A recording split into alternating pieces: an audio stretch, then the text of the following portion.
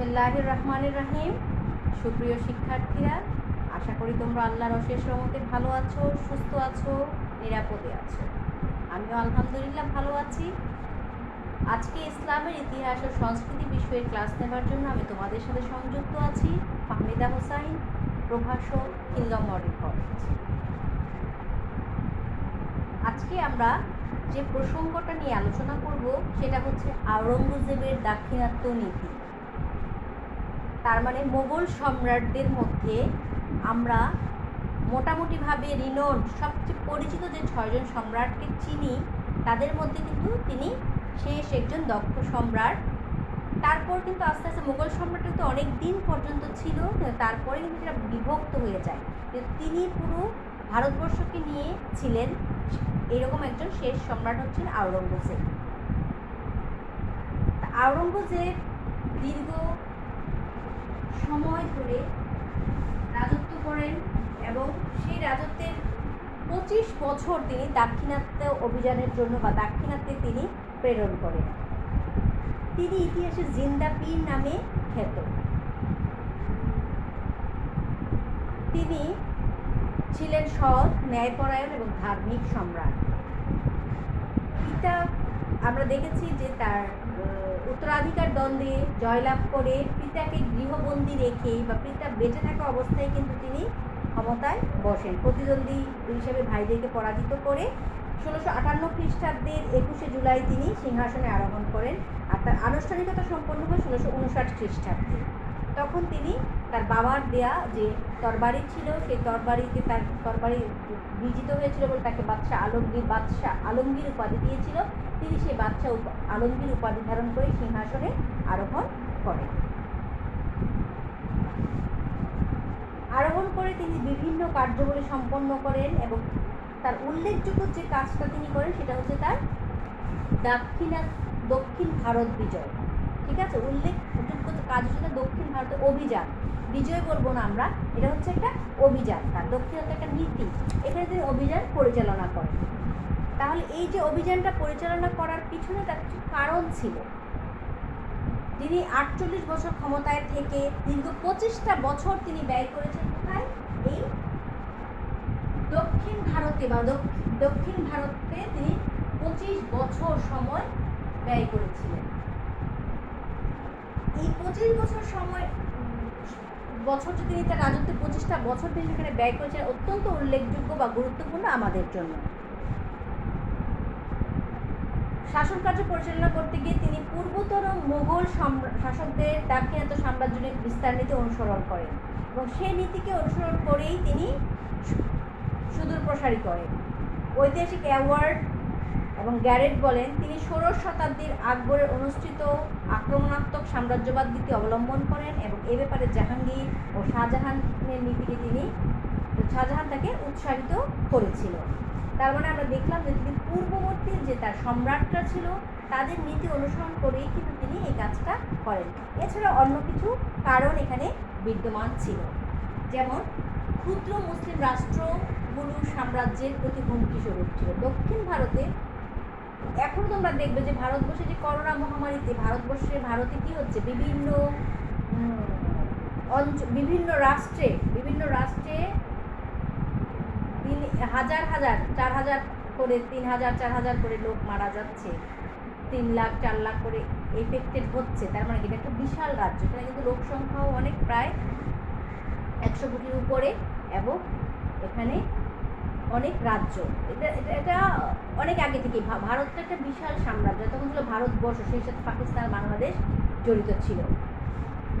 তাহলে এই যে তখন উত্তর ভারত থেকে, বিশেষ করে দিল্লি থেকে তখন এই দক্ষিণ সাইডটা যেটা মহারাষ্ট্র এখন, তারপরে হচ্ছে দার্জিলিং, গুজরাট, এইসব অঞ্চলগুলোতে কি ছিল, ক্ষুদ্র ক্ষুদ্র স্বাধীন মুসলিম রাজ্যগুলো সাম্রাজ্যের সার্বভৌমত্বের প্রতি হুমকি স্বরূপ ছিল। তারা কী করছিল, ওইসব অঞ্চলগুলোতে ছোটো ছোটো মুসলিম রাজ্য গড়ে উঠেছিল।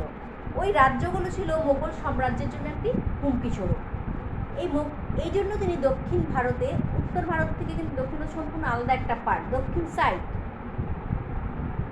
ভারত মহাসাগরের তীরবর্তী অঞ্চলগুলো, যেগুলো বিশাল একটা এরিয়া জুড়ে, তো সেখানে যে ছোটো ছোটো মুসলিম রাজ্যগুলো সৃষ্টি হয়েছিল বা বসবাস ছিল, সেগুলো ছিল তার প্রতি হুমকি স্বরূপ, মোগল রাষ্ট্রের প্রতি হুমকি স্বরূপ ছিল। তিনি তাদেরকে দমন করার জন্য তিনি দাক্ষিণাত্য নীতিটা অবলম্বন করেন। তারপরে আমরা দেখি যে কর প্রদানে অস্বীকৃতি। দক্ষিণ ভারতের দুইটা শক্তিশালী শিয়া রাজ্য ছিল, দেখো আমি লিখেছি বিজাপুর ও গোলকোন্ডা। বিজাপুর ও গোলকোন্ডা এই দুটি রাজ্য ছিল শক্তিশালী মুসলিম শিয়া রাজ্য, কিন্তু তারা মোগল সম্রাটদেরকে কর দিতে বিরত থাকে। সম্রাট রাজনৈতিক এবং প্রশাসনিক কারণে তখন এই বিজাপুর আর গোলকোন্ডা ছিল দক্ষিণ ভারতে, তিনি অভিযান প্রেরণ করতে উৎসাহী হন। অতঃপর সম্রাটের একটা ছেলে ছিল যার নাম হচ্ছে আকবর। সেই আকবর মারাঠাদের সাথে, তখন মারাঠায় বিদেশি শক্তি আসা শুরু করেছে দুদিক দিয়ে, কারণ দক্ষিণ ভারতে বিদেশি শক্তি সর্বপ্রথম মারাঠারা আসে কেন, কিভাবে? তারা সমুদ্র উপকূল দিয়ে তারা দক্ষিণ ভারতে এসে বসতি স্থাপন করে এবং তারা অত্যন্ত শক্তিশালী হয়ে ওঠে, দুর্ধর্ষ ছিল তারা। এই মারাঠা জাতির সাথে সম্রাট আওরঙ্গজেবের পুত্র আকবরের বন্ধুত্ব হয়। তখন আকবর অত্যন্ত বিচলিত হয়ে পড়ে। তিনি পুত্রকে শাস্তি দেবার জন্য দাক্ষিণাত্য অভিযান প্রেরণ করেন এবং একসময় দেখা যায় যে তার বিদ্রোহী পুত্র আকবর কিন্তু পালিয়ে যেয়ে মারাঠা নেতা শম্ভুজির দরবারে আশ্রয় নেয়। এটাও ছিল একটা অন্যতম কারণ। দাক্ষিণাত্যের মারাঠা এই সময় বিশেষ শক্তিশালী হয়ে উঠেছিল। সম্রাট মারাঠাদের বিরুদ্ধে কার্যকর প্রতিরোধ গড়ে তোলার জন্যই এই অভিযানগুলো প্রেরণ করে। আর সর্বোপরি আমি যেটা বলেছি যে এটা পূর্ববর্তী সম্রাটদের নীতি অনুসরণ করে তিনি এই অভিযানটা প্রেরণ করেছিলেন। তাহলে এই যে অভিযানটা প্রেরণ করেন সম্রাট আওরঙ্গজেব, তিনি অভিযানটা প্রেরণ করেন মূলত এই অভিযানের প্রধান ব্যক্তি ছিল কে? মারাঠা নেতা শিবাজি। আমরা এই অভিযানটাকে 3টা পর্যায়ে বিভক্ত করতে পারি। আমি এখানে কয়েকটি সুন্দর করে তোমাকে ভাগ লিখে দেখিয়েছি, কিন্তু আমরা এটা 3টা পর্যায়ে বিভক্ত করতে পারি। প্রথম পর্যায়ে সম্রাট আওরঙ্গজেব শিবাজির বিরুদ্ধে অগ্রসর হয়, মারাঠা নেতা শিবাজির বিরুদ্ধে যুদ্ধ করে। শিবাজির শক্তি বরাবরই আওরঙ্গজেবের জন্য দুশ্চিন্তার কারণ ছিল। তাকে দমন করার জন্য প্রথমে আওরঙ্গজেব তার মামা শায়েস্তা খানকে প্রেরণ করেন, দাক্ষিণাত্যের শাসনকর্তা নিযুক্ত করেন। দেখা যায় যে এ সময় দাক্ষিণাত্যে শিবাজি এক প্রতিদ্বন্দ্বী মারাঠা রাজ্য প্রতিষ্ঠা করে স্বাধীন নৃপতি হিসেবে শাসন করতে থাকে। শায়েস্তা খান শিবাজির বিরুদ্ধে প্রথম সাফল্য লাভ করলেও শেষ পর্যন্ত কিন্তু সুবিধা করতে পারেননি। শেষ পর্যন্ত তিনি কী করেন, সম্রাট তাকে দেখা যায় যে প্রথম সাফল্য অর্জন করে। পরবর্তীতে এক রাতে অভিযান চালিয়ে শিবাজি কী করেছিল, শায়েস্তা খানের উপর হামলা করেছিল, এতে শায়েস্তা খানের এক পুত্র এবং তার একটি আঙ্গুল হারায়। তখন আওরঙ্গজেব শায়েস্তা খানকে বাংলার সুবাদার নিযুক্ত করে এবং সেখানে তিনি পাঠান হচ্ছে জয় সিং ও দিলসর খানকে। তাহলে প্রথম যায় হচ্ছে শায়েস্তা খান যখন সুবিধা করতে পারে না, প্রথম পর্যায়ে আমরা পড়ছি এটা।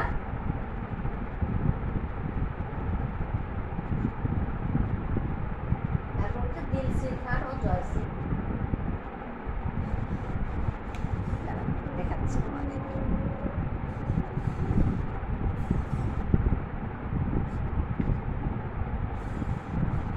দিলসর খান আর জয় সিং। তাহলে প্রথম পর্যায়ে আওরঙ্গজেব শিবাজির বিরুদ্ধে প্রথমে অভিযান প্রেরণ করেন।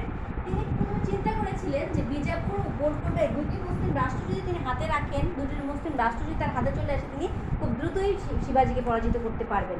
কিন্তু দেখা গেল যে দক্ষিণ ভারতে প্রথমে মারাঠাদের শক্তি এত বেশি শক্তিশালী হয়ে গিয়েছিল যে তিনি তাদের বিরুদ্ধে প্রথম অভিযান প্রেরণ করেন এবং প্রথমে সেখানে শায়েস্তা খানকে সুবাদার নিযুক্ত করেন। কিন্তু দেখা যায় যে শায়েস্তা খান কী করেছে, শায়েস্তা খান তখন শায়েস্তা খানের হাতে শিবাজি প্রথমে পরাজিত হয় এবং একটি দুর্গ শায়েস্তা খান দখল করেন, চাকান দুর্গ। কিন্তু পরবর্তীতে দেখা যায় যে 1663 খ্রিস্টাব্দে হঠাৎ মোগল বাহিনীর উপরে আক্রমণ করে। এই সময় আওরঙ্গজেবের সেনাপতি শায়েস্তা খান নিজ পুত্রকেও হারান এবং নিজের একটি আঙ্গুলকেও হারান। পরের বছর শিবাজি সুরাট দুর্গ জয় করে। শিবাজি কিন্তু এখন তার শক্তিশালী পর্যায়ে চলে আসতেছে। শিবাজি আওরঙ্গজেব কর্তৃক প্রেরিত দিলির খান ও জয় সিং এর নিকট পরাজিত হয়ে একটি সন্ধি করে। শায়েস্তা খানের পরে যখন আওরঙ্গজেব দিলসর খান ও জয় সিংকে পাঠায়, তখন তাদের সাথে তিনি কি করলেন, একটি সন্ধি করলেন, যে সন্ধিটা ইতিহাসে কটকের সন্ধি নামে পরিচিত। এবং এই সন্ধির শর্ত অনুযায়ী তিনি কি করেছিল, 20টি দুর্গ সমর্পণ করেছিল। কিছুদিন পরেই স্বাধীনচেতা শিবাজি দ্বিতীয় পর্যায়ে দেখো, স্বাধীনচেতা শিবাজি কি করলো, পুনরায় মোগলদের সাথে যুদ্ধে লিপ্ত হয় এবং 1670 খ্রিস্টাব্দে তিনি রায়গড়ের রাজা বলে ঘোষণা করেন নিজেকে। কোথাকার রাজা বলেছি, রায়গড়ের রাজা। 1670 খ্রিস্টাব্দে শিবাজি রায়গড়ের নিজেকে রায়গড়ের রাজা বলে ঘোষণা করেন। কিন্তু নিজ পরিকল্পনা বাস্তবায়নের পূর্বেই তিনি মারা যান। তারপর আসে কে, তার ছেলে শম্ভুজি। শম্ভুজিৎ হচ্ছে তার ছেলে।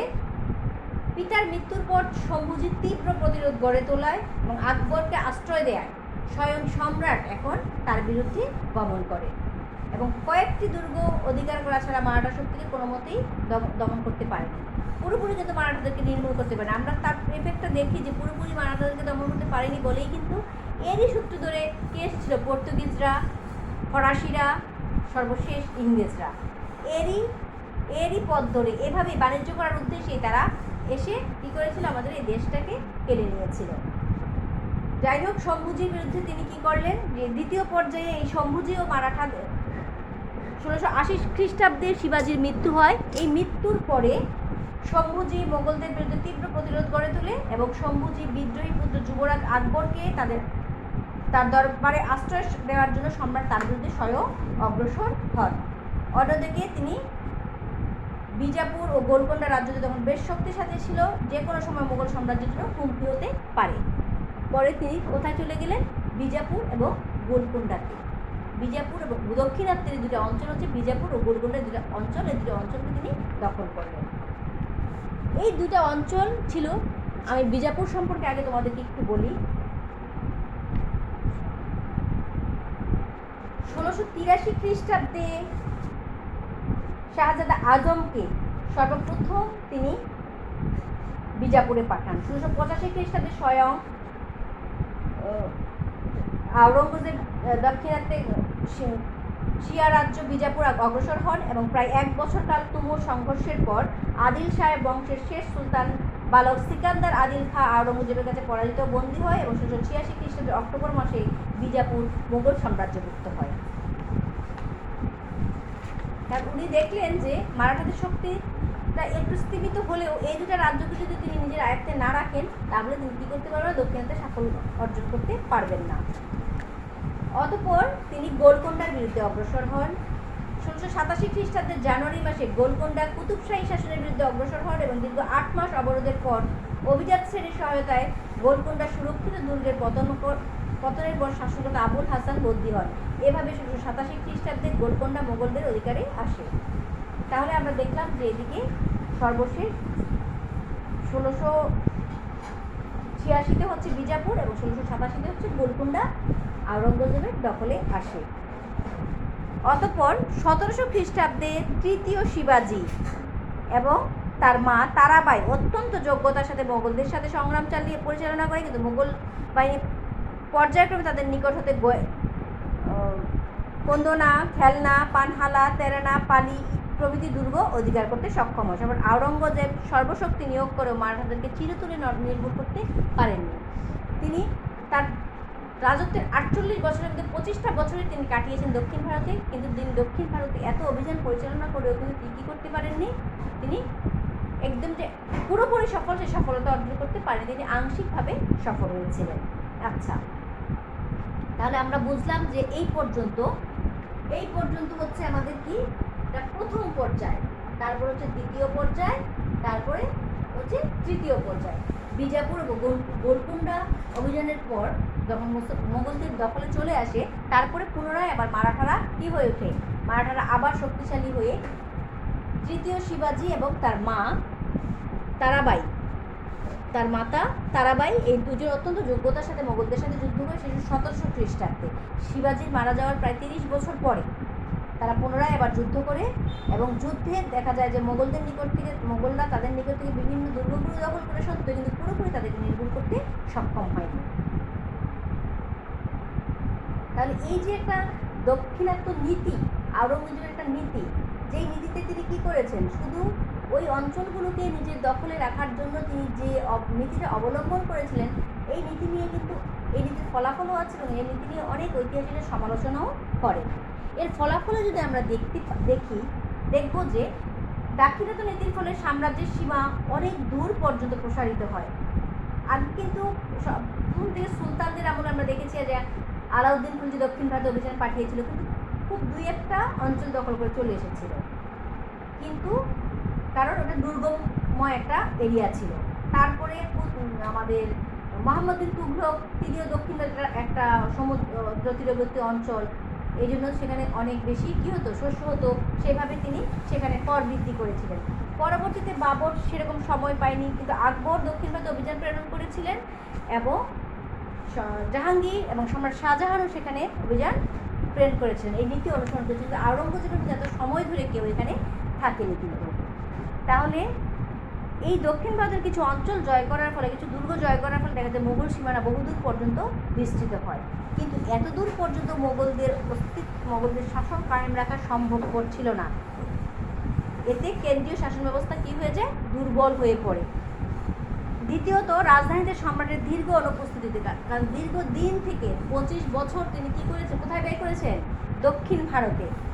এই অনুপস্থিতির জন্য দেখা যায় যে উত্তর ও মধ্য ভারতে বিদ্রোহ বিশৃঙ্খলার সৃষ্টি হয়।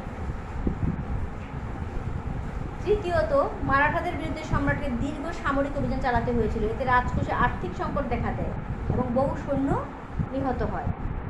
মোগলদের বিরুদ্ধে মারাঠাদের সাফল্য অপরাপর জাতি যেমন শিখ, জাট, রাজপুতদের বিদ্রোহের উস্কানি দেয়। পরবর্তীকালে এসব শক্তি সাম্রাজ্যের বিরুদ্ধে মাথাচাড়া দিয়ে ওঠে। সমালোচকদের মধ্যে আওরঙ্গজেব দাক্ষিণাত্য বিজয় নিষ্ফল হয়। যদুনাথ সরকার বলেন, নেপোলিয়ানকে যেভাবে স্প্যানিশ ক্ষত ধ্বংস করে, আওরঙ্গজেবকেও দাক্ষিণাত্য ক্ষত অনুরূপভাবে ধ্বংস করে।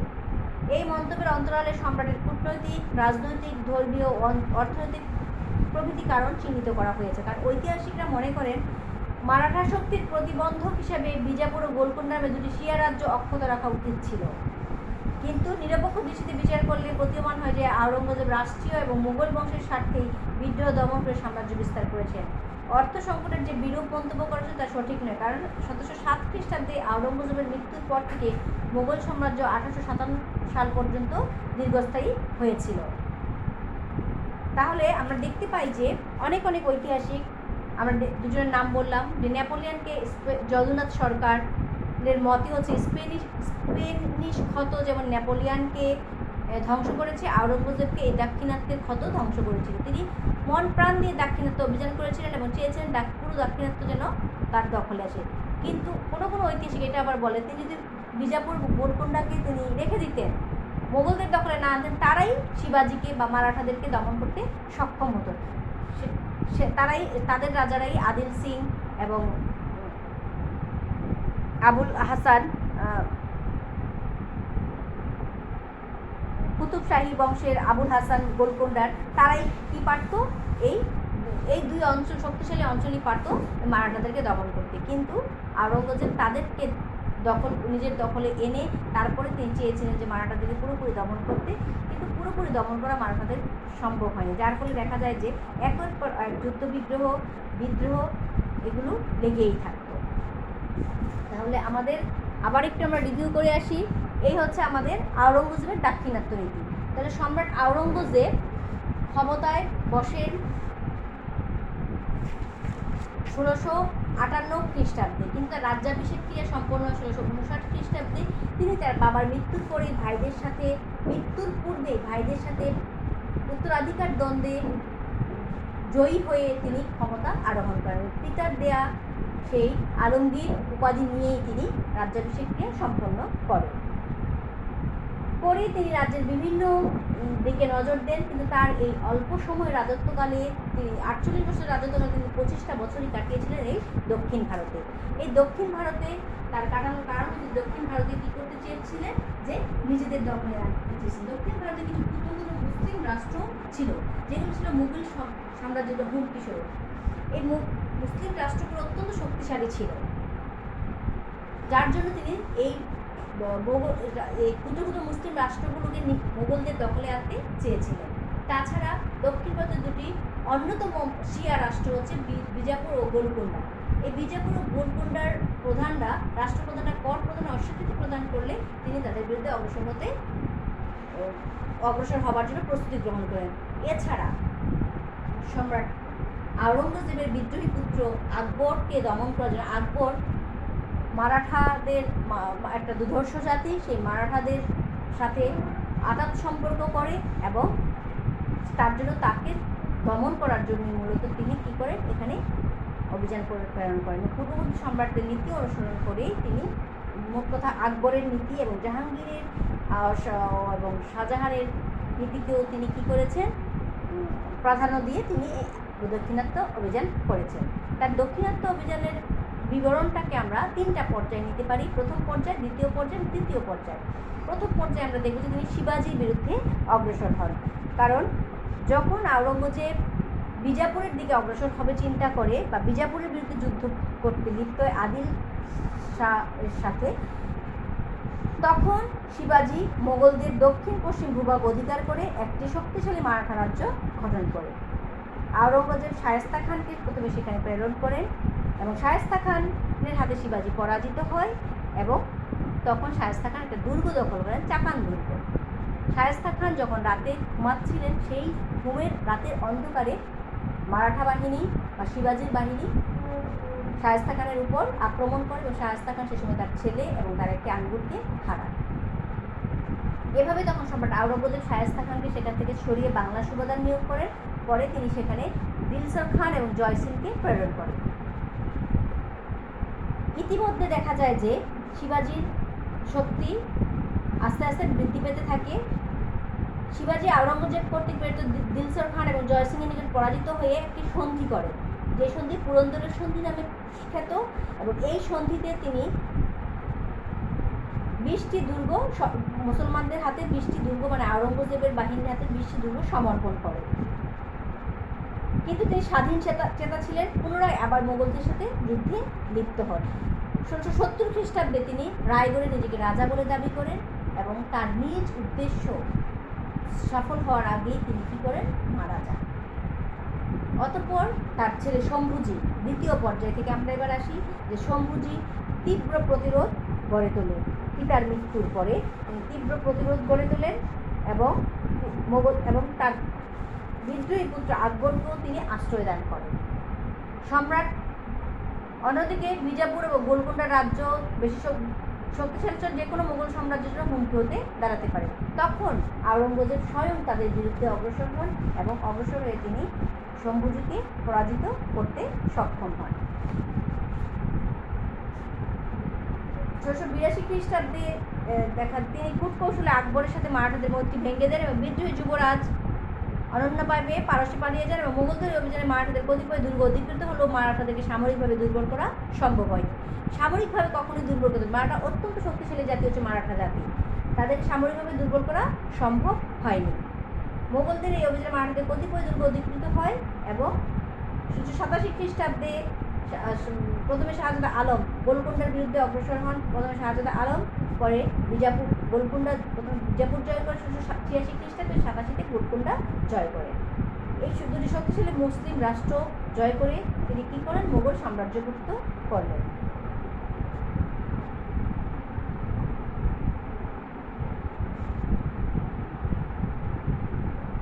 পরবর্তীতে দেখা যায় যে তৃতীয় শিবাজি এবং 1700 খ্রিস্টাব্দের দিকে তৃতীয় শিবাজি এবং তার মা তারাবাই অত্যন্ত যোগ্যতার সাথে মোগলদের সাথে যুদ্ধ করে, কিন্তু যুদ্ধে কী করতে পারেনি, তারা পরাজিত হয় ঠিকই, পরাজিত হয়ে কয়েকটি দুর্গও হস্তান্তর করে, কিন্তু পুরোপুরিভাবেই মোগলরা মারাঠাদেরকে দমন করতে পারেনি। এই মোগল আওরঙ্গজেবের এই মারাঠাদের বিরুদ্ধে অভিযান বা দক্ষিণ ভারতের বিরুদ্ধে অভিযান নিয়ে অনেক ঐতিহাসিকরা সমালোচনাও করে। এর ফলাফলও অধিক সুদূর প্রসারী। এর ফলে কি হয়, আমরা দেখি সাম্রাজ্যটা বিস্তৃতি লাভ করে এবং এই যে বিশাল সাম্রাজ্যের ফলে কি হয়, এখন কেউ একজন উত্তর ভারতের দিল্লিতে থেকে কখনোই সেই দক্ষিণ ভারতের অঞ্চলগুলোকে শাসন করতে পারবে। তাহলে কি করতে, এখন আমরা দেখি না প্রত্যেকটা রাষ্ট্রে কি আছে, দিল্লিতে থেকে কি কলকাতা শাসন করতে পারে, আছে কি এখানে মুখ্যমন্ত্রী। এইরকম প্রত্যেকটা অঞ্চলে কি দিল্লির শাসন অথবা কেন্দ্রের শাসন তখন স্থিতিশীল হয়ে যায় এবং তখন সবার কাছে, সব যোগ্যতা সম্পন্ন ব্যক্তির কাছে রাজ্যের ভার বা রাষ্ট্রের শাসনভার অর্পণ করা হয়। ফলে দেখা যায় যে দাক্ষিণাত্য নীতি বাস্তবায়নের ফলে সম্রাটের দীর্ঘকালে রাজধানীর বাইরে অবস্থান করতে হয় এবং তার অবর্তমানে একটা কাজ হয়, উত্তর এবং মধ্য ভারতে আবার বিদ্রোহ বিশৃঙ্খলার সৃষ্টি হয়। বিশেষ করে সুষ্ঠু যোগাযোগ ব্যবস্থার অভাবে এক কেন্দ্রতে আরেক তার পক্ষে সমগ্র সাম্রাজ্যের উপর আধিপত্য বজায় রাখা সম্ভবপর হয়ে ওঠেনি। আর দীর্ঘদিন পর্যন্ত যুদ্ধ পরিচালনা করার ফলে রাজকোষ দেখা যায় যে শূন্য হয়ে পড়ে। এতে দেখা যায় যে মারাঠাদের অবিরাট যুদ্ধ বিগ্রহের ফলে রাজকোষের চরম অর্থ সংকট দেখা দেয়। রাষ্ট্র দীর্ঘকাল দাক্ষিণাত্যে অবস্থান করা উত্তর ও মধ্য ভারতের মধ্যে রাজনৈতিক বিশৃঙ্খলা ও অরাজকতার সৃষ্টি হয়। আর মারাঠাদেরকে, আমি বারবারই বলছি যে মারাঠাদেরকে পুরোপুরি দমন করতে সক্ষম হয়নি। আর মারাঠারা কী করেছিল, যে মারাঠারা তাদের বিরুদ্ধে বারবার ওরা অত্যন্ত দুর্ধর্ষ জাতি, তারা অত্যন্ত দুর্ধর্ষ বলে তারা নিজেদেরকে বারবার শক্তিশালী করে গড়ে তুলছিল। ফলে দেখা যায় যে আওরঙ্গজেবের দাক্ষিণাত্য নীতিটা সমালোচনা করতে গেলে আমরা যদুনাথ সরকারের কথা একটু আগে বললাম, যে তিনি বলেছেন যে স্প্যানিশ ক্ষত যেমন নেপোলিয়ানকে শেষ করেছে এবং আওরঙ্গজেবকেও শেষ করেছে কে, তার দাক্ষিণাত্য ক্ষত। উনি 1707 খ্রিস্টাব্দে মারা যান ঠিকই, কিন্তু মারা যাওয়ার আগে কিন্তু রাজ্যটা একটা বিশৃঙ্খলপূর্ণ রাজ্যে পরিণত ছিল। রাজ্যে কোনো শৃঙ্খলাপূর্ণতা ছিল না। তিনি কিন্তু নিজে জিন্দাপীর নামে খ্যাত সম্রাট বাদশাহ আলমগীর, তিনি এভাবে নিজের রাজ্যগুলোকে যদি এইভাবে, ঐতিহাসিকরা বলেন তিনি যদি এইভাবে দক্ষিণ ভারতে বিজাপুর ও গোলকুণ্ডাকে দখল না করে তাদের কাছে ছেড়ে দেন, তারাই হয়তো মারাঠাদেরকে দমন করতে সক্ষম হতো। পরবর্তীতে কিন্তু এই যে বহির্বিশ্ব থেকে লোক আসা, তারা কিন্তু একের পর এক করে এসে কী হয়েছিল, যে এক সময় বিভিন্ন জাতির আগমন ঘটলো ওই ভারতবর্ষে। তাহলে আমরা পরিশেষে এটাই বলতে পারি যে দক্ষিণ ভারত অভিযান তার অদূরদর্শিতার পরিচয় হয়। দক্ষিণ ভারতের ব্যর্থতা সম্রাটের সুনাম বিনষ্ট হয় এবং এর নীতির ফলেই মোগল সাম্রাজ্যের পতন ত্বরান্বিত হয়।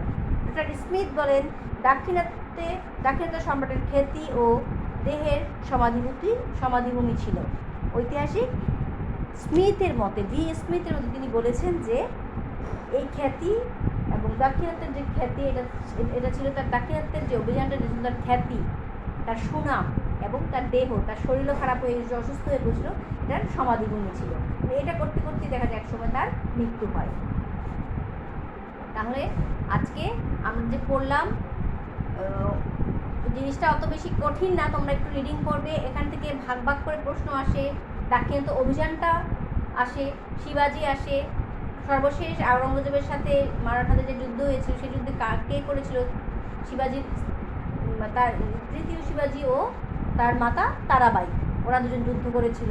বিভিন্ন ছোটো ছোটো কোশ্চেন আসে, তোমরা বাসায় এগুলো একটুখানি ভালো করে রিডিং করবে এবং বড় প্রশ্ন তো আসতেই পারে, আওরঙ্গজেবের দাক্ষিণাত্য নীতি সম্পর্কে আলোচনা করো, সেটা করে তারপরে কোথাও বুঝতে না পারলে অবশ্যই আমাকে বলবে এবং তোমরা বাসায় পড়াশোনা করবে, বাসায় থেকে পড়াশোনা করবে বাবা, এই আশাবাদ ব্যক্ত করে আমি আজকে আমার ক্লাস এখানে শেষ করছি। সবাই ভালো থাকবে।